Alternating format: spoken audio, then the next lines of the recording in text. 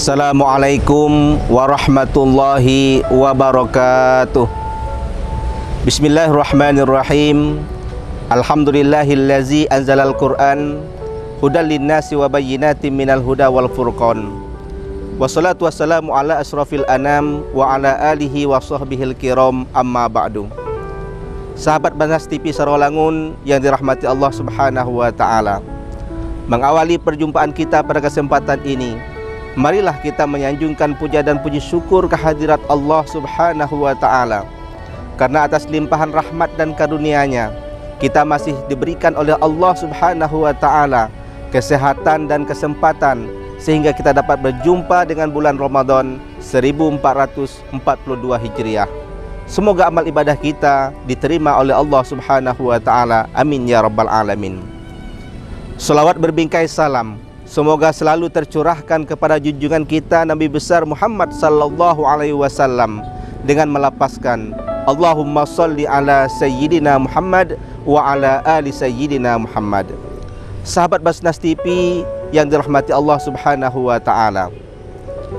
Tiada kata seindah zikir, tiada ibadah seindah solat, tiada bulan seindah Ramadan, tiada kitab seindah Al-Quran. Allah Subhanahu wa ta'ala menurunkan kitab Al-Quran pada bulan yang penuh berkah, yakni Ramadan.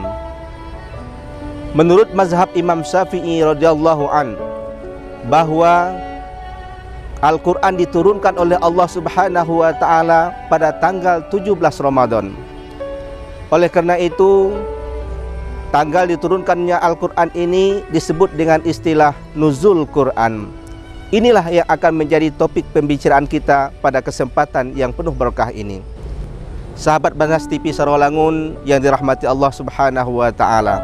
Dalam Al-Quran, surah Al-Baqarah ayat 185, Allah Subhanahu wa taala berfirman, A'udzubillahi minasyaitonirrajim. Bismillahirrahmanirrahim.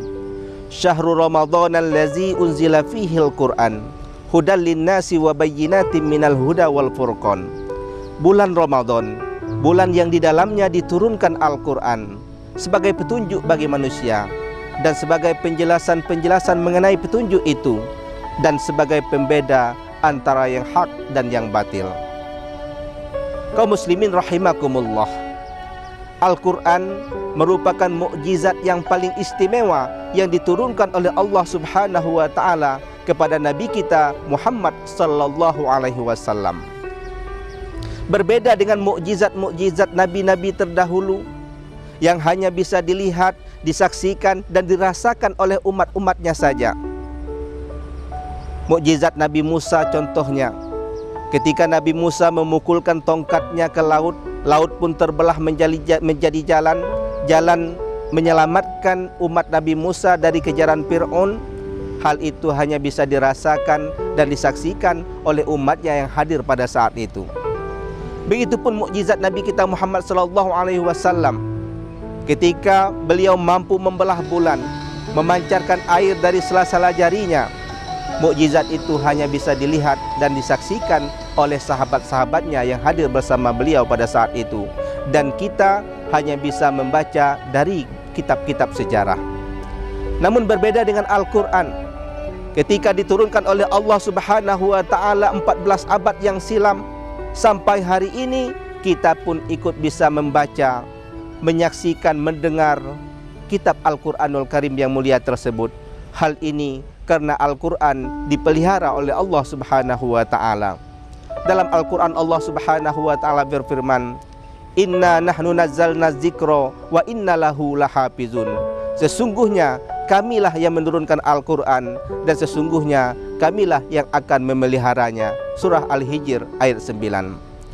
Sahabat Basnas TV yang dirahmati Allah Subhanahu wa ta'ala, Al-Quran diturunkan oleh Allah Subhanahu wa ta'ala sebagai pedoman bagi kehidupan manusia.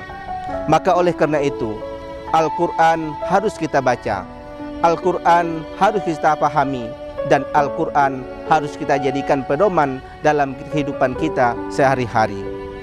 Namun fenomena saat ini menyaksikan bahwa Al-Quran mulai ditinggalkan. Al-Quran yang seharusnya jadi pedoman dalam kehidupan malahan sekarang berubah menjadi tontonan. Sebaliknya, tontonan yang berubah menjadi tuntunan. Ada seorang nenek-nenek mau membaca Al-Quran, tapi sebelum membaca Al-Quran, dia pesan dulu sama cucunya, "Cu, saya ingin baca Al-Quran, tapi kalau sinetron sudah mulai, kasih tahu nenek ya." Neneknya pun mulai mengaji. A'udzubillahi minasyaitonirrajim. Bismillahirrahmanirrahim. Yasin. Cucunya teriak, "Nek, sinetronnya sudah mulai." Kata neneknya, "Shadaqallahul azim." Pemirsa, sahabat Basnas TV Sarolangun yang dirahmati Allah Subhanahu wa taala. Ramadan merupakan momentum bagi kita untuk kembali kepada Al-Quran. Orang yang senantiasa membaca dan mengamalkan Al-Quran akan Allah berikan beberapa keutamaan. Di antaranya, yang pertama, Allah akan memberikan pahala bagi orang yang membacanya. Rasulullah SAW bersabda, "Man qara'a harfan min kitabillah falahu bihi hasanah, wal hasanatu bi asri amsalihha. La aqulu alif lam mim harpun, walakin alif harpun, walam harpun, wa mim harpun." Kata Rasulullah, siapa yang membaca satu huruf dari Al-Quran, maka baginya satu kebaikan. Satu kebaikan akan dilipat gandakan oleh Allah Subhanahu wa ta'ala menjadi 10 kebaikan semisalnya. Aku tidak mengatakan kata Rasulullah SAW, alif lam mim itu satu huruf, akan tetapi alif satu huruf, lam satu huruf, dan mim satu huruf. Pemirsa yang dirahmati Allah, semakin kita memperbanyak membaca Al-Quran dalam bulan suci Ramadan ini, semakin banyak lagi pahala yang kita dapatkan. Mari kita upayakan minimal satu hari Ramadan kita bisa membaca satu juz Al-Quran, sehingga selesai Ramadan nanti kita mampu melaksanakan satu khatam Al-Quran. Pemirsa yang dirahmati Allah Subhanahu wa ta'ala, yang kedua, Allah Subhanahu wa ta'ala akan memberikan syafaat kepada orang yang membaca Al-Quran. Rasulullah SAW bersabda, "Iqra'ul Quran fa innahu ya'ti syafi'an yaumal qiyamah li ashabi."